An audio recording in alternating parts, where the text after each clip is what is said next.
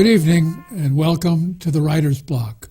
I'm your host, John Ronan, and as you know now, because we are in our 28th season, I interview writers about their craft, what they're working on, what they've created, what they're planning for the future. It's a broader net than only writers, however. We have had on musicians, actors, sculptors. So if you have an idea for an artist of any type who might be good for the Writer's Block, watch for our address at the end of the program. I also want to remind you that Cape Ann Television produces a lot of original programming. The Writer's Block, just one of many, many shows. It's a wonderful cultural asset for Cape Ann, about Cape Ann, and available through the website to the world. So don't pay attention to those dish ads. You don't get this cable access program service with Dish. Don't be tempted. Stick with us. Tonight, I'm happy to say, we have some variety to the show. We have a writer who writes not with the usual alphabet, but with musical notation. His name is Robert Bradshaw, and he is now a resident of Gloucester, although he started out in Bethlehem, New Jersey, where he went to grade school and high school. He later went to college in Columbia, South Carolina, the University of South Carolina, the home of the Gamecocks, where he received a performance certificate, a bachelor's in music, and a master's in music. After college, in '94, he moved permanently to Gloucester, where he lives up here, where his parents also live, and he composes and has a national reputation, growing national reputation, and also teaches at the Waring School in Beverly. Welcome to the Writer's Block. Oh, Rob. Thank you very much. I'm excited about this because I don't know a lousy thing about music, and I'm going to be asking, not to be polite, because I want to know the answers. I'll do my best. My parents had no background in music, and consequently, or partially, I have no music education, really. It's a flaw. How did you get interested in music? To be perfectly honest, I don't think there was a start. I think that it's always been there. I was really lucky. I grew up in a very musical family. My parents were both music educators, and all of my grandparents and parents were musicians, and I grew up making music with my brother. So it just has been a part of my life since day one. I don't have memories that don't include music in some way. Your brother composed too? Songwriter. Songwriter. Yeah, fantastic songwriter. He's also a graphic designer. He's very talented. I guess. Yeah. So from day one, you can't remember not being surrounded by music or enthusiastic about music? Yeah, I really can't. I mean, I've always known music was a big part of my life. I, from very early on, knew that I would do it my entire life. I mean, I was convinced that I would be a composer when I was in grade school. Really? Yeah, I've never strayed from this path. This is just where I've always wanted to be. For whatever reason, it's how I express myself. If I feel comfortable thinking in musical terms. So when things happen to me or I experience things, I hear music in relation to them. I don't know why, it's just the way it is. And you're happy with your career? I love being a composer. I'm really lucky because my office, so there are two sides to being a composer, right? The same as, I guess, with most artists. One side is complete solitude, right? You're completely alone. It's your job to put the notes on the page. No one else can help you do that. So there's a lot of alone time. Yeah. But the other part of the career is unbelievably exciting because I travel all over the nation and the world, and I work with countless people of all levels, of all kinds, different kinds of music, different ensembles, educational ensemble, professional ensemble, solos, big ensemble, opera. I mean, it never ends. It's always different. So as much as being a composer is the same, the concept of me expressing an idea on paper that someone else can then translate and perform, that's the constant. But the experience is absolutely always different. It's just so much fun. I mean, just today I was setting up another trip that's coming up in a month, and I'm really looking forward. Just like, that's great. An example. Where are you going for this? And what sort of music is involved? This is a wonderful project. It's the Midwest, and I was commissioned to write a work for a band director at Willowbrook High School near Chicago. And he was retiring. He's a wonderful educator, and his family and the community wanted to celebrate his time at the school.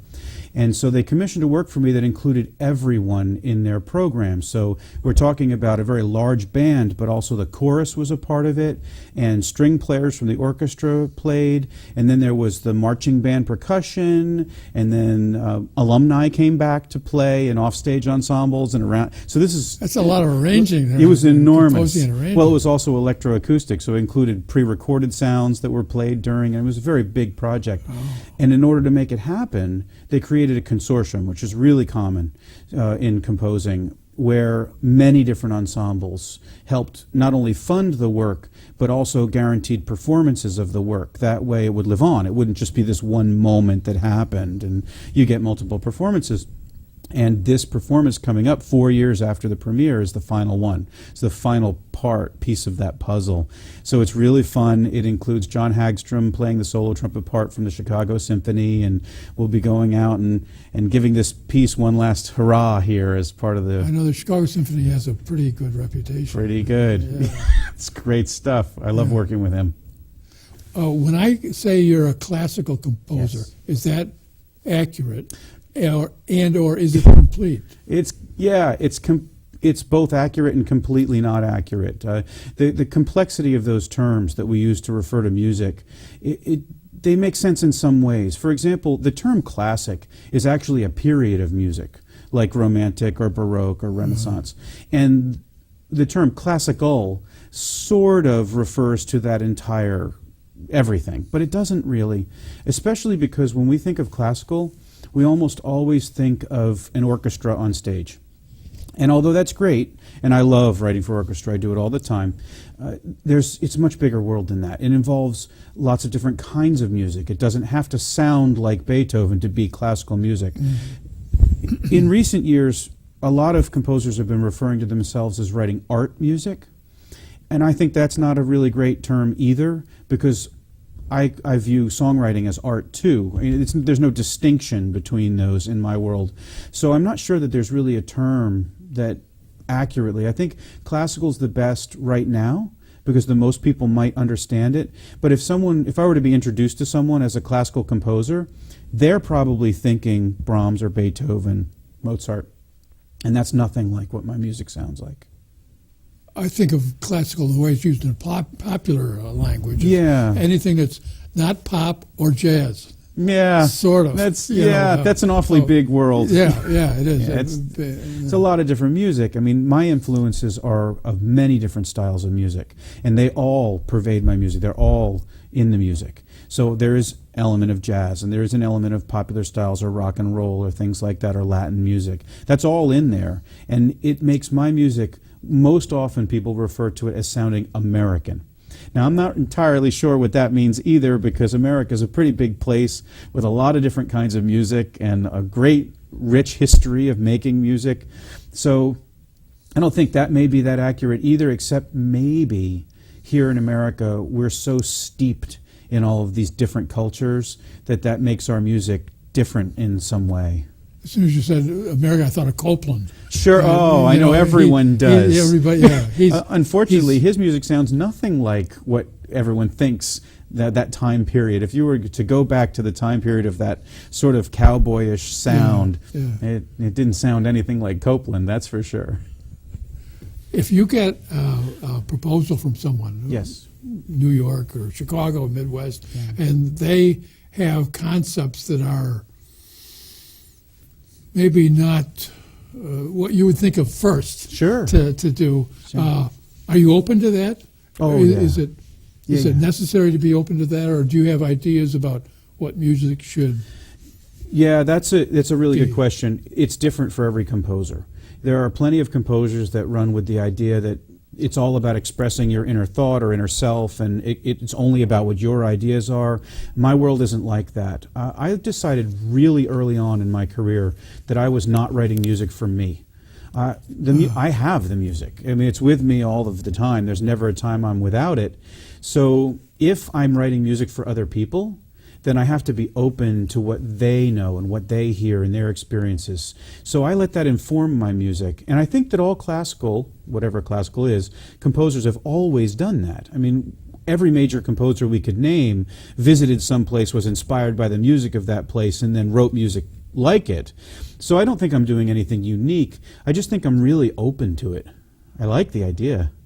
It's fun. Like, for example, novelty and well, not just change and novelty, difference. although maybe to address what people might call novelty. When I was out there in Chicago for this project, I was inspired by the fact that Chicago has many of the same birds that we have here. And I thought that was fascinating, because living here in Gloucester or Boston, it's some ways similar, in some ways very different than Chicago. So what I did was I recorded the sounds of bird calls that were similar, birds that existed in both places, and then I mapped out their calls both in pitch and rhythm and created tracks based on those sounds and used them as the basis of melodic structure for a trumpet work, where the trumpet then plays to that sound. And so that type of electroacoustic work that's both novel in some way, but also inspired directly by an experience I couldn't have had without actually going there, that's something I really enjoy doing. Name 2 or 3 birds that are common to Gloucester. Well, there were owls and pigeons and gulls, chickadees. No, there were, but I didn't go with gull because the type of gulls that are in different places were different. They weren't what I would see. I actually have several works. The first work has 4 birds in it, but I have a very long list. It turned out that Chicago is very proud of their birds, and they published these books all about the wildlife and the birds that are in the area. So it was very easy for me to look at that and look at home and hear. And I mean, I hear a chickadee every single day, and it's got several calls that are fascinating. There's some rhythmic and some melodic.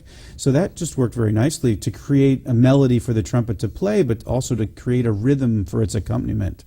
It's just fun to be inspired. There's by a places natural you go. example of being attuned to music that you have because of your background that I don't. I hear birds, sit out and listen, I enjoy them, but I don't know, except for maybe robins, I don't know one sound from another. Oh, I'm fascinated by the sounds of birds. Although I know mockingbirds talk too much. I know that. I asked them, please to stop talking. Well, it's not just birds, though, too. I've written many works that are influenced by, well, right here, I've recorded the sounds of the ocean many times from all over the area.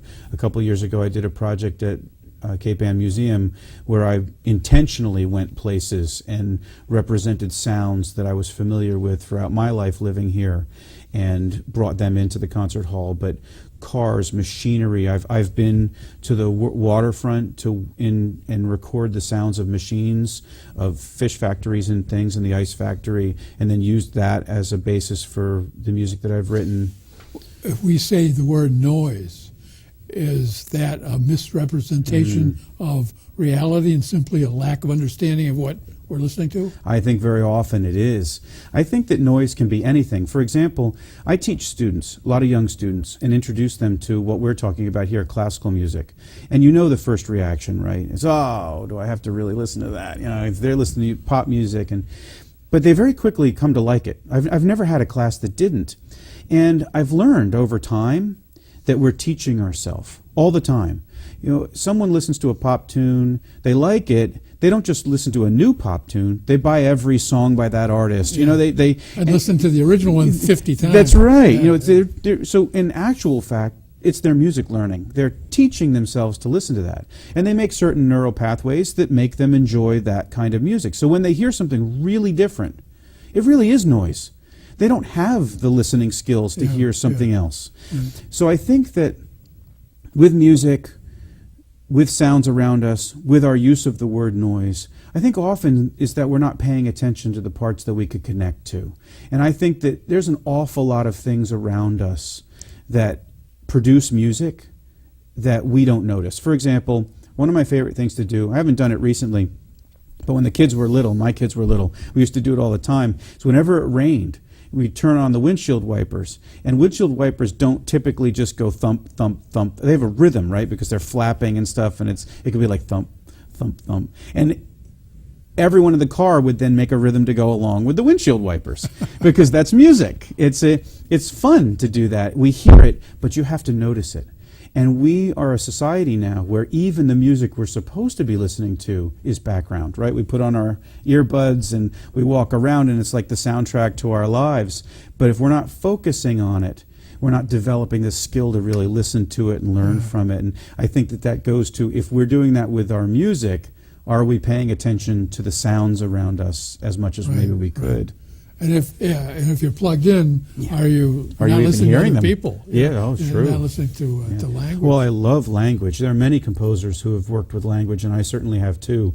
The different way people speak and the sounds and inflection, and I'm fascinated with it. It's why I love to write opera, because opera's the perfect moment where you get this bridge, this gap between singing and speaking. We're putting it all together, and that is a really interesting thing, because any opera you write that has a particular program, like a particular style, happens at a particular time period or at a particular place, there are things about the language that influence the way you write the music from that point. I imagine it's especially true in political topics, in political opera. Well, I enjoy those very much. You do? I do. Yes, I'm working on one right now, but I can't reveal it today. Oh. Yes, we probably all can guess, but let's just say in the last year or maybe less than a year, we've had a lot of really great resource material thrown our way. I'll bet. But we won't mention any names. No. I don't want to guess. Yeah.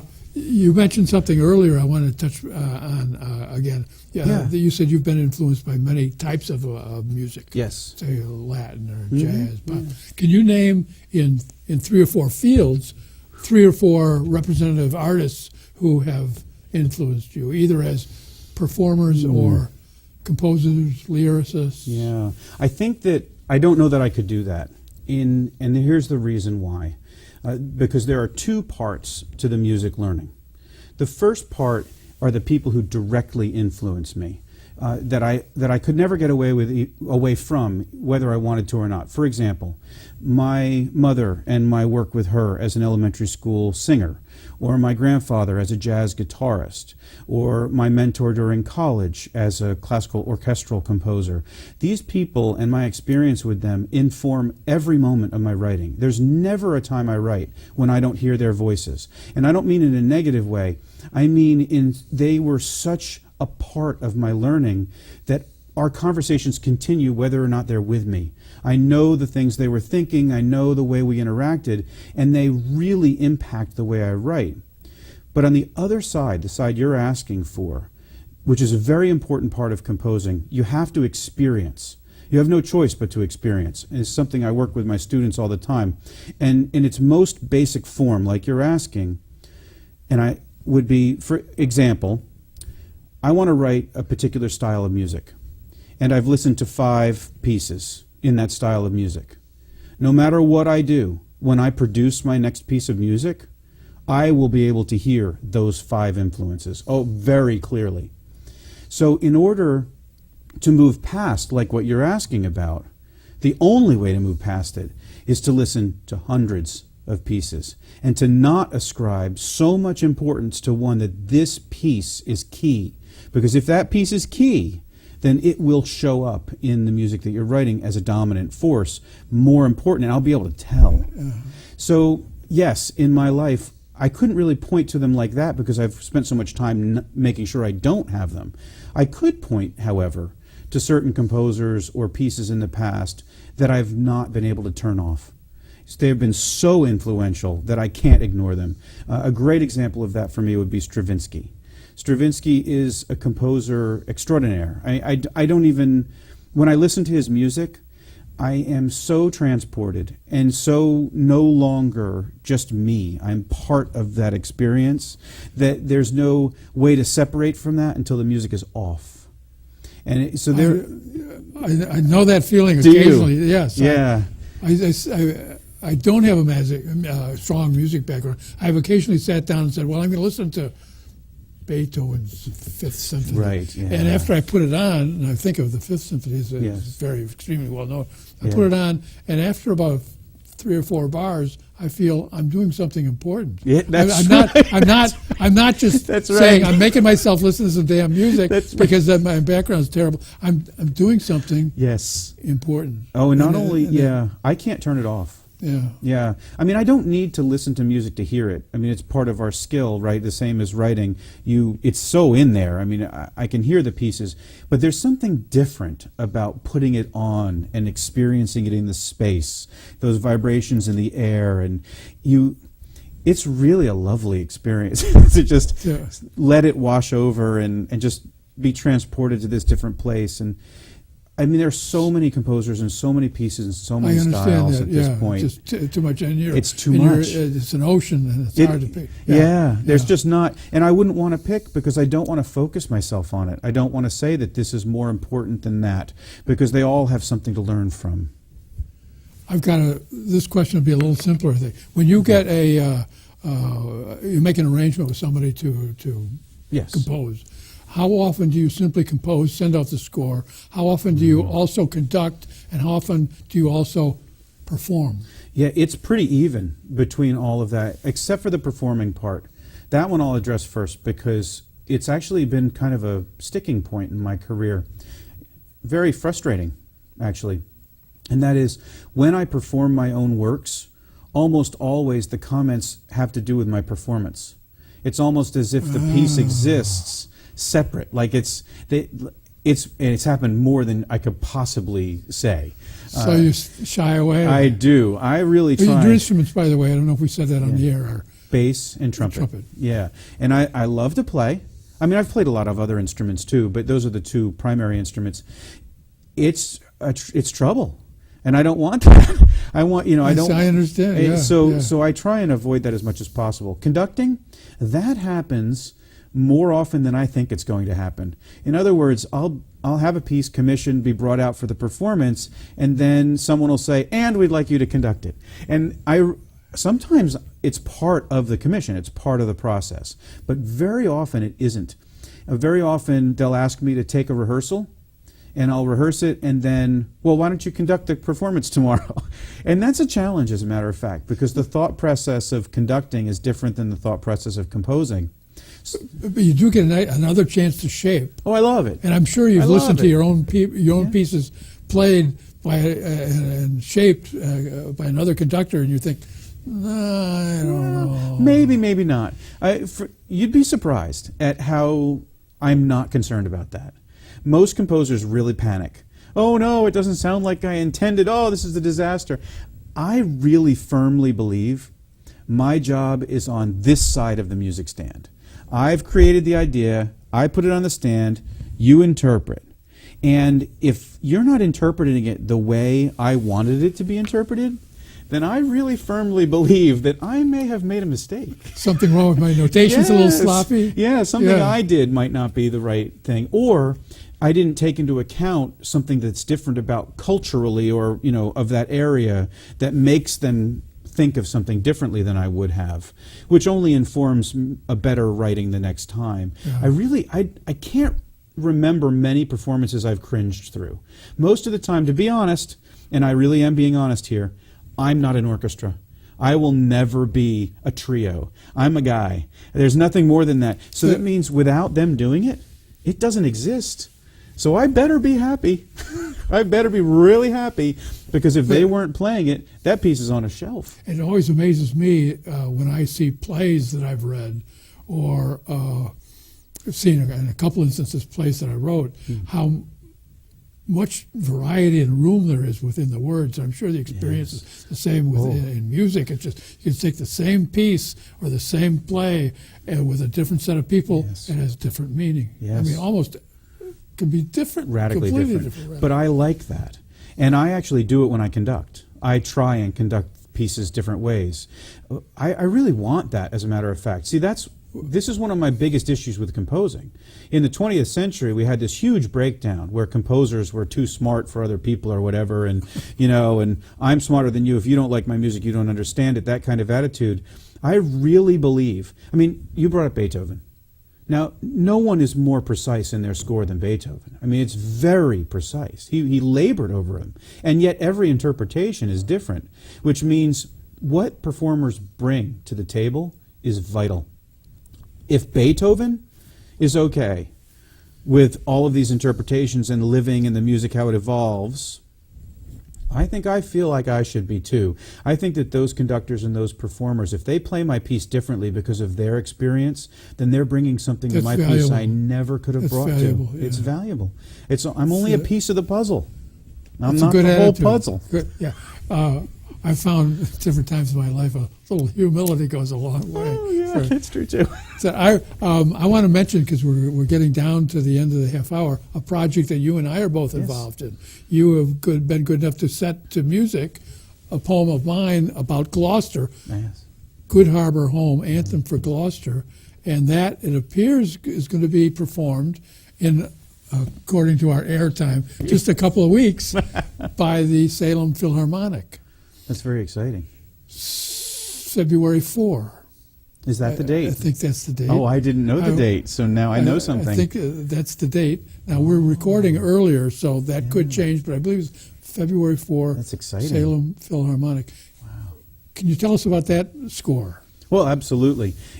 First of all, I'm very grateful for you even asking and for us, collaborating on it, because I think it's been a long time coming. We've known each other for a long time, and it's really special. That's one of my favorite things about composing, is when things sort of come together over time and then create that moment when the art is going to happen. And the score itself was really conscious of not wanting to manipulate what you had written. See, there are many ways to set poetry. You can set it like a song, or you can speak it, or you can chant it. I mean, every composer's done it every conceivable way. I mentioned Stravinsky before. He certainly did, lots of different ways. But I wanted to make sure that in your work that we didn't do that, because it's such a standalone piece of art. If I change your art, I diminish your art. I didn't want to do that. It had to be a complement in some way. So I was really inspired by it. I've known the piece. And when I worked on the score itself, I made sure that it was both.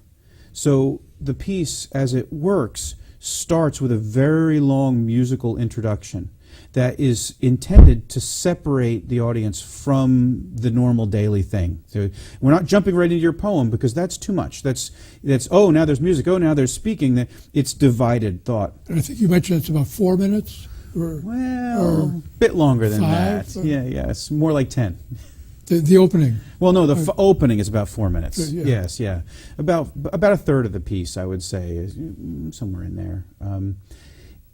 When you speak, though, which I hope you'll be the one narrating at the concert. Yes. That'd be great. I treat it, because there were 4 major stanzas, I treat each one of them differently, so that there is an emotional arc in that part of the song as well as the music, so that they can come together at the end. And so what I mean by that is, the first time that we hear the poetry spoken, the music doesn't stop. It becomes accompaniment. It's quiet. It's behind. There's no melodic content. There's nothing that would overshadow the text. But what happens is we start from this place of lots of music and our poetry, and we move closer and closer together until we get to that 4th place, and in that place the music stops completely. So now we haven't jolted anyone out, because we've introduced it slowly. Now we're comfortable with the idea of music and speaking. We've heard most of the story, but we come to that moment, and it's a beautiful moment in the poem, of course, but also it's that moment in the music, right? That arc where we're going to have to hit a climactic moment. And it's only speaking, it's not music.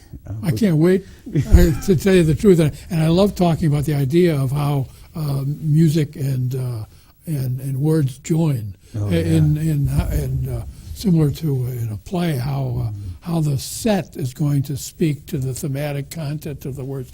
We're out of time. Oh, there we go. Rob Bradshaw, I want to thank you very much for sharing a music world with us and coming down to spend some time with the Writer's Block. Thank you so much for having me. I want to thank you in cable TV land as well. If you've learned something about composer Rob Bradshaw's career and the world of music that he lives in and creates, then the Writer's Block has done its job. Thanks for being with us, and I hope to see you again next week on the Writer's Block. Good night.